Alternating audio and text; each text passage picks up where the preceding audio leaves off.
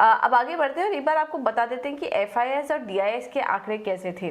Cash market में net अगर आंकड़ा देखें तो रकम छोटी है, लेकिन बिकवाली खरीदारी का ही आंकड़ा दिखाई दे रहा है। 375 करोड़ की खरीदारी एफआईआईएस कैश मार्केट में करके गए। इसके अलावा घरेलू निवेशकों की बात करें तो उन्होंने भी कैश मार्केट में बिकवाली की खरीदारी की 105 करोड़ की। इंडेक्स फ्यूचर में जो आंकड़ा है नेट वो बिकवाली का है 358 करोड़ का। वहीं इंडेक्स ऑप्शन पर आए तो यहाँ पर एक बड़ा खरीदारी का आंकड़ा नजर आ रहा है। विदेशी निवेशकों की तरफ से करीब 4,578 करोड़ की खरीदारी इंडेक्स ऑप्शन में एफआईआईएस करके गए हैं। तो ये जो शुरुआती संकेत मिल रहे हैं, इसे आज के लिए कैसे देखना चाहिए और भारतीय बाजारों के लिए रीडिंग कैसी होगी, ये भी समझ लेते हैं। और हमारे साथ मार्केट एक्सपर्ट्स भी जुड़ चुके हैं। नितिलेश पावस्कर इस वक्त हमारे साथ मौजूद हैं फोन लाइन के जरिए। Nitilesh, good morning. ET now स्वदेश को समय देने के लिए धन्यवाद आपका सुबह सुबह।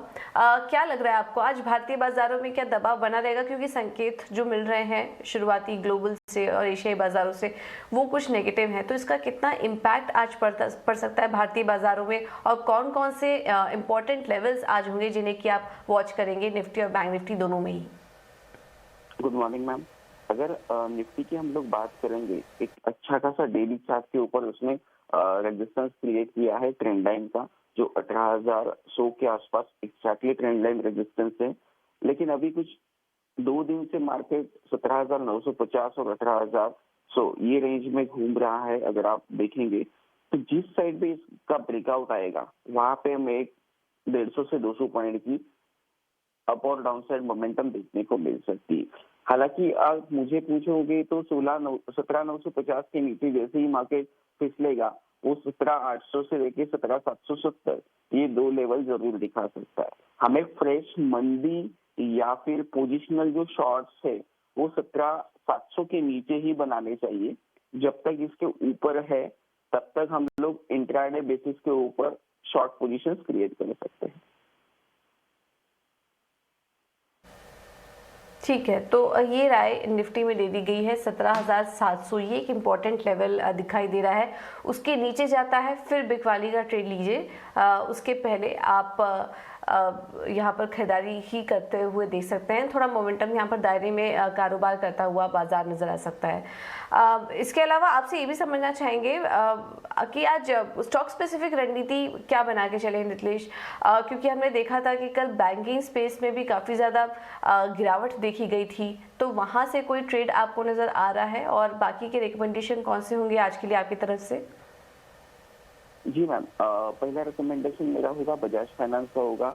वहाँ पे हमें 7,400 के आसपास बिकवाली करना है, 7,480 का स्टॉप लॉस मेंटेन करना है। पहला टारगेट होगा 7,300 का, दूसरा टारगेट 7,250 का, और दूसरा जो काउंटर होगा वो होगा रिलायंस का।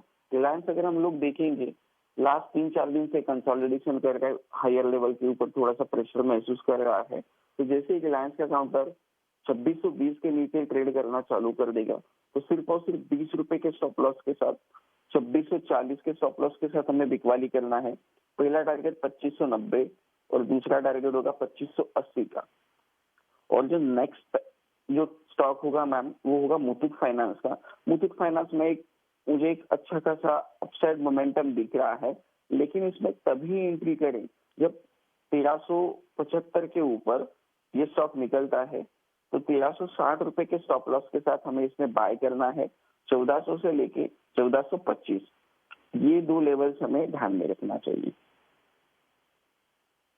और मैम बात रही बैंकिंग स्टॉक की, तो बैंकिंग में अगर हम लोग देखेंगे ऊपर से काफी तेज बिकवाली का प्रेशर देखने को मिला। इसमें मुझे थोड़ा सा कोटक बैंक की तरफ वीकनेस ज्यादा लग रहा है। कोटक बैंक देखो 1790 के नीचे अगर ये सस्टेन कर देगा तो 1750 से लेके 1730 ये जो उसकी पुरानी रेंज है उसी तरफ जाते हुए मुझे फिर से लगेगा। ओके, तो कोटक बैंक बैंकिंग स्पेस से यहाँ पर दबाव और बढ़ सकता है, तो नज़र रखिए इस पर। और इसके अलावा बजाज फाइनेंस, रिलायंस और मुथूट फाइनेंस में भी आपको रणनीति सुझा दी गई है। नितिलेश, बहुत बहुत शुक्रिया आपका समय देने के लिए और ये ट्रेडिंग कॉल्स भी सुझाने के लिए। तो बजाज फाइनेंस है, यहाँ पर बिकवाली करके चलिए 7,300 से 7,250 के लेवल्स तक की गिरावट यहाँ पर देखने को मिल सकती है। रिलायंस में भी बिकवाली करने की राय दी जा रही है। 2,590 से 2,580 के लेवल्स रिलायंस के लिए है। स्टॉप लॉस होगा 2,740 का, लेकिन पोजीशन कॉल है अगर 2,620 के नीचे जाता है रिलायंस तभी यहाँ पर बिकवाली का ट्रेड ले। और एक में खरीदारी करने की राय है मुथूट फाइनेंस में, यहाँ पर खरीदारी करके चलिए 1400 के लेवल्स देखने को मिल सकते हैं, 1400 1425 के, और स्टॉप लॉस होगा 1360 का। तो यहाँ पर जो टेक्निकल चार्ट्स है मुथूट फाइनेंस के वो कुछ बेहतर नजर आ रहे हैं। उसके अलावा कोटक में भी आपको बिकवाली करने की राय दी गई है। कुछ और भी हमें शेयर मिल रहे हैं जहां पर की ट्रेडिंग का नजरिया आ रहा है। बोनांजा पोर्टफोलियो की जो राय है वो भी आपको बता देते हैं। 2 कॉल्स हैं, दोनों में ही खरीदारी करने की राय आज के लिए है। हैवेल्स में खरीदारी करने की राय हम देख रहे हैं। कंज्यूमर ड्यूरेबल स्पेस में एक अच्छा मोमेंटम बना भी हुआ है, तो हैवेल्स में जो मजबूती है वो आगे भी जारी रह सकती है और 1310 तक के टारगेट्स देखने को मिल सकते हैं। स्टॉप लॉस होगा 1225 का। और अगला जो कॉल है वो है भारत फोर्ज पर, यहाँ पर भी खरीदारी करके चलिए 760 के टारगेट्स होंगे और स्टॉप लॉस होगा 710 का। काफी मिलीजुली राय आज निकल कर आ रही है और जो टेक्निकल राय जो इस वक्त आ रही है वो यही है कि बैंक्स और फाइनेंशियल स्पेस में आज भी कुछ कमजोरी यहाँ पर देखने को मिल सकती है। और इस बीच मिड कैप स्टॉक्स काफी अच्छे दिखाई दे रहे हैं, तो वहां पर ज्यादातर आज खरीदारी की राय निकल कर आ रही है। तो काफी मिला जुला व्यू है। स्टॉप लॉस के साथ यहाँ पर ट्रेड करने की राय आज आपको होगी। अब आगे बढ़ते हैं और खबरों के लिहाज से एक्शन कहाँ है ये भी समझ लेते हैं। सौमित हमारे साथ जुड़ चुके हैं पूरी डिटेल्स के साथ। सौमित, सबसे पहले तो ये बताइए कि धीरे धीरे एक करके काफी सारी कंपनी अपने चौथी तिमाही के अपडेट्स भी जारी कर रही हैं। कल बाजार बंद होने के बाद कौन कौन से अपडेट्स आए? पहले तो मैरिको का आया था Q4 ऑपरेशनल अपडेट। वहाँ पे उन्होंने कहा है कि जो इंडिया बिजनेस है वो रिलेटिवली फर्म रहा है fourth quarter of financial year 2022 में, क्योंकि कंजम्पशन ट्रेंड्स की अगर हम बात करें तो वो थोड़ा सबड्यूड देखने को मिला है उन्हें, क्योंकि जो रूरल सेंटिमेंट था वो थोड़ा वीक था और इन्फ्लेशन काफ़ी हाई होने के कारण थोड़ा सबड्यूड ट्रेंड रहा है। और उन्होंने ये भी कहा है कि जो कंसोलिडेटेड रेवेन्यू ग्रोथ रहा था फोर्थ क्वार्टर में वो हाई सिंगल डिजिट के आसपास था। और इंटरनेशनल बिजनेस की अगर हम बात करें तो वो डबल डिजिट ग्रोथ हमें उसमें देखने को मिल सकती है। और ओवरऑल अगर उन्होंने ये कहा है कि जो FY22 का बिजनेस मोमेंटम था वो मिड टीन के आसपास का ग्रोथ हमें करेंसी ग्रोथ देखने को मिला था ओवरऑल की अगर हम बात करें FY22 की। तो बंधन बैंक की अगर हम बात करते तो डिपॉजिट ग्रोथ करीब 24% का था और कासा डिपॉजिट का ग्रोथ 18% था। ये कम ग्रोथ होने के कारण कासा ग्रोथ का कासा रेशियो जो था वो थोड़ा फिसला है 41.6% के आसपास, पहले ये 43.4% के आसपास था। उसके अलावा अगर पीबी फिनटेक जिसे पॉलिसी बाजार भी कहा जाता है उस की बात करें तो फोर्थ क्वार्टर में जो टोटल इंश्योरेंस प्रीमियम था वो करीब 70% ग्रो किया है ईयर ऑन ईयर। और जो पैसा बाजार डिवीजन है कंपनी का, उसका अगर हम डिसबर्समेंट देखते हैं लोन का तो वो करीब 72% ग्रोथ हुआ। तो अच्छा खासा ग्रोथ कंपनी ने रिकॉर्ड किया है ईयर ऑन ईयर। और उसी के साथ उन्होंने ये भी कहा है कि जो क्रेडिट कार्ड उन्होंने इशू किए उनके वेबसाइट के थ्रू, पैसा बाजार वेबसाइट के थ्रू, वो करीब 300% बल्कि 4 टाइम्स ग्रो किया है। और फोर्थ क्वार्टर में उन्होंने करीब 73,000 क्रेडिट कार्ड्स इशू किए हैं अपने वेबसाइट पैसा बाजार के थ्रू। उसके अलावा टाटा स्टील का फोर्थ क्वार्टर अपडेट आया था जहां पे उन्होंने कहा है कि जो इंडिया बिजनेस है उधर जो सेल्स हुए हैं वो करीब 10% से ग्रो हुए ईयर ऑन ईयर। और FY22 में जो क्रूड स्टील प्रोडक्शन हुआ है वो करीब 19 मिलियन टन्स के आसपास हुआ है। और अगर ईयर ऑन ईयर ग्रोथ देखते हैं तो 13% और ये हाईएस्ट एवर स्टील प्रोडक्शन हुआ है टाटा स्टील की तरफ से। और क्वार्टर की अगर हम बात करते हैं तो क्यू ऑन क्यू अगर हम देखें तो 2% ही सिर्फ ग्रोथ करने को दिखा है क्रूड स्टील प्रोडक्शन में, करीब 4.9 मिलियन टन्स के आसपास फोर्थ क्वार्टर का क्रूड स्टील प्रोडक्शन था। बट सेल्स नंबर जो था वो 10% ऊपर था ईयर ऑन ईयर। तो स्टेबल क्वार्टरली अपडेट आए मैरिको की तरफ से। और इसके अलावा बंधन बैंक ने एक काफ़ी मार्च तिमाही में दमदार बिजनेस अपडेट जारी किया। वहीं पीबी फिनटेक की बात करें तो कुल इंश्योरेंस प्रीमियम में करीब 46% की सालाना ग्रोथ नज़र आई है। तो ये कुछ बिजनेस अपडेट लगातार हमें मिल रहे हैं जो कि हम आपके सामने रख रहे हैं। सौमित, इसके अलावा इन अपडेट्स के अलावा और कौन से खबरों वाले शेयर्स हैं? पहले तो Adani group of stocks focus में रहेंगे। अडानी एंटरप्राइजेस, अडानी ग्रीन और अडानी ट्रांसमिशन, ये तीनों ही कंपनीज का 8 अप्रैल को बोर्ड मीट है जहां पे फंड रेस कंसिडर करने वाले हैं वाया इक्विटी। तो ये तीनों स्टॉक पे फोकस रखिएगा। उसके अलावा CL एजुकेट, ये कंपनी ने अपना जो ग्रेटर नोएडा का कैंपस है वो 48 करोड़ रुपीज़ के लिए बेच दिया है। अब 10 करोड़ रुपए उन्हें एडवांस मिलेगा और बाकी का पैसा ऑन कंप्लीशन मिलेगा, और कंपनी के हिसाब से जो ट्रांजैक्शन है ये 15 अगस्त तक कंप्लीट हो जाएगा। तो ये स्टॉक फोकस में रहेगा। पिछले कुछ दिनों में काफ़ी प्रोमोटर बाइंग भी दिखी है CL एजुकेट में। उसके अलावा गोवा कार्बन फोकस में रहेगा, क्योंकि कंपनी का जो सबसे बड़ा प्लांट है गोवा में, वो उन्होंने शट डाउन कर दिया है मेंटेनेंस वर्क के लिए। तो थोड़ा वीक अर्निंग्स आप एक्सपेक्ट कर सकते हैं फर्स्ट क्वार्टर ऑफ FY23 में, क्योंकि प्लांट शट डाउन हुआ है गोवा कार्बन का।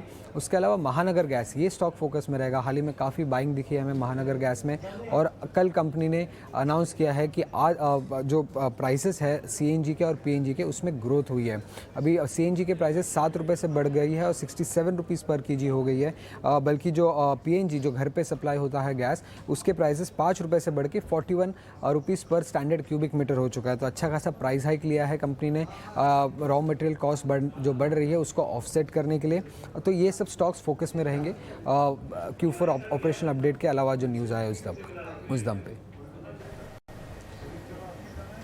ओके, तो इंटरग्लोब एविएशन, अदानी ग्रुप की companies, TVS motor, Gujarat gas, TCS, ये तमाम कंपनियां हैं जो कि आज फोकस में रहेंगी। सौम्य बाबा, शुक्रिया आपका ये सारी डिटेल्स देने के लिए। चलिए अब एक और एक्सक्लूसिव खबर की ओर चलते हैं, और केंद्र सरकार इस हफ्ते एसेट मोनेटाइजेशन स्कीम की ओर रफ्तार देने वाली है। ET नाउ स्वदेश को सूत्रों से मिली जानकारी के अनुसार अगले 4 साल में करीब 6 लाख करोड़ रुपए जुटाने के लिए कोर ग्रुप के सभी सेक्रेटरीज कल बैठक करेंगे। पूरी जानकारी के लिए चलते हैं प्रकाश प्रियदर्शी के पास। प्रकाश, बताइए क्या डिटेल्स हैं आपके पास? देखिए, वित्त वर्ष 2022-23 में सरकार असेट मोनेटाइजेशन की प्रक्रिया को फास्ट ट्रैक पर डालना चाहती है और इसकी तैयारी भी शुरू हो गई है। सूत्र हमें बता रहे हैं कि कैबिनेट सेक्रेटरी इसी हफ्ते थर्सडे को एक हाई लेवल मीटिंग करने जा रहे हैं, जिसमें इस प्रक्रिया को फास्ट ट्रैक करने की क्या रणनीति होगी, इस पर चर्चा की जाएगी। सूत्र हमें बता रहे हैं कि 7 अप्रैल को यह बैठक होने जा रही है, जिसमें कोर ग्रुप ऑफ सेक्रेटरी, जिसकी अध्यक्षता कैबिनेट सेक्रेटरी ही करते हैं, और साथ ही साथ नीति आयोग के जो टॉप ऑफिशियल्स हैं इस बैठक में शामिल होंगे। इस बात की रणनीति बनेगी कि खासकर देश में जब कोविड की स्थिति कंट्रोल में है, मामले लगभग खत्म होने के कगार पे हैं, इकोनॉमिक एक्टिविटीज में तेजी आ रही है, ऐसे में असेट मोनेटाइजेशन की प्रक्रिया को किस तरीके से तेज किया जाए, इसकी रणनीति जो है वो तैयार की जाएगी। साथ ही साथ अभी जो अलग अलग सेक्टर्स में असेट मोनेटाइजेशन की प्रक्रिया चल रही है उसकी भी समीक्षा होगी। मसलन telecom sector, aviation, urban infra, power, ऐसे तमाम सेक्टर्स है जिसमें क्या प्रोग्रेस हुए हैं उसकी समीक्षा होगी। सूत्र में ये भी बता रहे हैं कि कई ऐसे असेट्स हैं जिसकी टाइमलाइन निर्धारित करना है, साथ ही साथ वैल्यूएशन से संबंधित जो मसले हैं उसकी भी समीक्षा होगी और उसके लिए रणनीति बनेगी। इसके अलावा सरकार ने अलग अलग मिनिस्ट्रीज के लिए जो टारगेट सेट किए हैं सालाना असेट मोनेटाइजेशन के लिए, उसकी भी समीक्षा होगी। और साथ ही साथ, क्योंकि आपको पता है कि वित्त मंत्रालय ने 6 लाख करोड़ रुपए के असेट मोनेटाइजेशन की घोषणा की है अगले 4 साल में, जिसके लिए हर साल का टारगेट तय किया गया है। तो इस बैठक में वित्त वर्ष 2022-23 के लिए क्या टारगेट हो सकते हैं, उसको कैसे पूरा किया जाएगा, इस मसले पर भी चर्चा होगी। थैंक यू प्रकाश, की सारी जानकारी देने के लिए। तो एसेट मोनेटाइजेशन स्कीम को लेकर 7 अप्रैल यानी कि कल सरकार की बैठक भी होगी, और बैठक में नीति आयोग भी शामिल होगा। तो इन तमाम जो अपडेट्स आ रहे हैं उस पर हम आपको देते रहेंगे कि किस तरह के डेवलपमेंट्स यहाँ पर होते हुए नजर आ रहे हैं। अब आगे बढ़ते हैं और बात करते हैं ब्रोकरेज हाउस की रिपोर्ट्स की। कौन कौन से स्टॉक्स आज इनके रडार पर हैं ये भी समझ लेते हैं। ख्याति मौजूद है हमारे साथ पूरी डिटेल्स के साथ। ख्याति, गुड मॉर्निंग, बताइए। Good morning. शुरुआत करते हैं मिड साइज बैंक से। CLSA ने इसके हिसाब से कहा है कि मोमेंटम काफ़ी मजबूत है और कलेक्शन एफिशिएंसी भी बढ़ रही है। IDFC बैंक में देखिए और AU स्मॉल फाइनेंस में देखिए तो ग्रोथ काफ़ी मजबूत है, और इंडसइंड बैंक में रेसिडुअल MFI प्रोविजंस और मार्जिन्स में फोकस रहेगा। फिर देखते हैं CLSA ने मेरिको पे अंडर परफॉर्म की राय रखा है। लक्ष्य का है 530 रुपीज़ का। रेवेन्यू की ग्रोथ में काफ़ी तेज़ी का अनुमान है, और इसके अलावा मार्जिन एबिटा में स्टेबिलिटी का अनुमान है। फिर देखते हैं जेफरीज ने बंधन बैंक पे खरीदारी की राय रखा है। लक्ष्य का है 380 रुपीज़ का। इस कंपनी ने एसेट ग्रोथ काफ़ी अच्छी रिपोर्ट किया है, और कलेक्शन एफिशिएंसी भी बेहतर हो चुकी है। आखिरी में देखते हैं बुफा सिक्योरिटीज़ ने रियल एस्टेट पे एक रिपोर्ट दिया है, जिसके हिसाब से बुकिंग्स काफ़ी स्ट्रॉन्ग हो गई डेवलपर्स के लिए, और कंपनी फेवरेबल सेल्स अफोर्डेबिलिटी की वजह से फेवरेबल सेल्स जारी है। ओके, तो बैंक्स पर आप काफ़ी ज़्यादा फोकस है। सीएलएसए ने अपनी रिपोर्ट जारी की है, बंधन बैंक पर रिपोर्ट आई है, मेरिको के क्वार्टरली अपडेट पर यहाँ पर रिपोर्ट जारी की है, लेकिन अंडर परफॉर्म की राय बरकरार है। लक्ष्य 530 रुपये प्रति शेयर का देख रहे हैं। और इसी के साथ ही साथ रियल एस्टेट सेक्टर पर भी BofA सिक्योरिटीज़ की रिपोर्ट यहाँ पर देखने को मिल रही है। तो इन तमाम रिपोर्ट्स पर आज दिन भर हमारी नज़र बनी रहेगी। ख्याति, धन्यवाद आपका ये सारी डिटेल्स देने के लिए।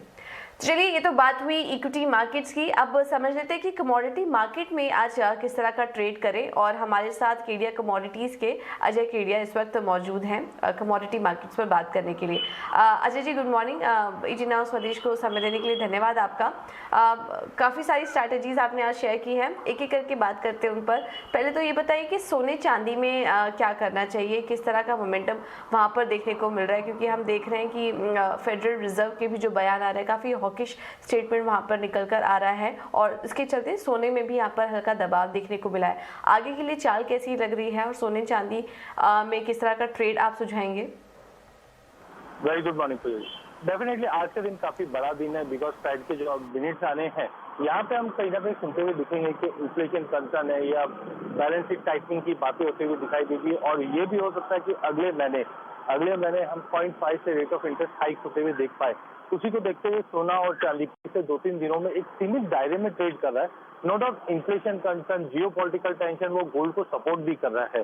तो टाइमिंग आज दिन के सेशन में मार्केट में गिरावट आते हुए दिखाई दे रही है, but overall long term view, medium term view अभी भी अनचेंज है, because inflation is going to stay in 2022।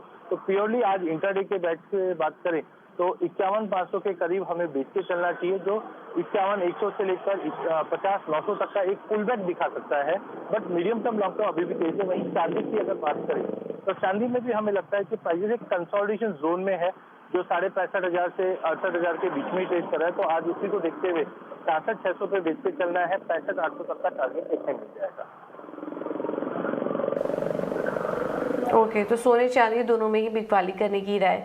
Ajay ji, कच्चे तेल की चाल कैसी लग रही है? यहाँ पर लगातार उतार चढ़ाव बना हुआ है, क्या करना चाहिए? आउटलुक क्या बन रहा है आपका कच्चे तेल पर? मुझे लगता है कच्चे तेल में अभी भी मीडियम टर्म तो अभी भी पॉजिटिव है, बिकॉज सप्लाई बेल्ट अभी भी बना हुआ है।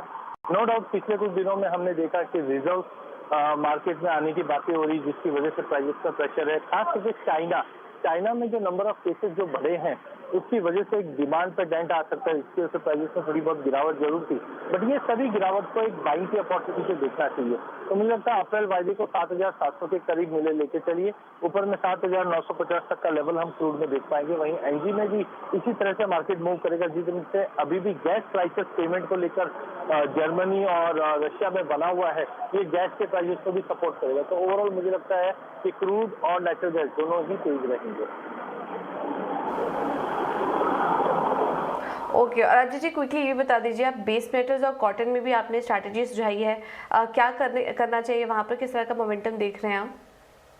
देखिए, सबसे पहले अगर बेस मेटल की बात करें तो बेस मेटल में हमने देखा अभी तक की जो तेजी थी वो सप्लाई कंसर्न्स को लेकर थी। चाइना मार्केट हॉलीडे पे है, चाइना मार्केट में कोरोना का कंसर्न है, जिसकी वजह से प्राइसेस ज्यादा बढ़ नहीं पा रहा है। बट कहीं ना कहीं अगर हम देखें तो सप्लाई कंसर्न्स की वजह से, जैसे रशिया से भी हमने देखा कि एल्यूमिनियम और निकल का जो सप्लाई कंसर्न्स हुआ, उसके बाद प्राइसेस जम के गए। इन सभी के बीच में मुझे लगता है कॉपर एक अच्छा बैट रहेगा, जहाँ पे 818-19 की रेंज में लेके चला जा सकता है, जो 826 से 830 तक का लेवल दिखा सकता है। वहीं अगर हम जिंक की बात करें, जिंक में भी तेजी का रुख रहेगा। अंत में अगर एग्री कमोडिटी की बात करें तो एग्री कमोडिटी के अंदर कॉटन सबसे टॉप पिक रहेगी, क्योंकि हमने देखा है कि यूएस के टेक्सास के अंदर जिस दिन से ड्रॉट का अपडेट दिया जा रहा है, डोमेस्टिक मार्केट में भी जो प्रोडक्शन लॉसेस है उसको देखते हुए कॉटन ने काफी बड़ा छलांग अभी तक लगा चुका है।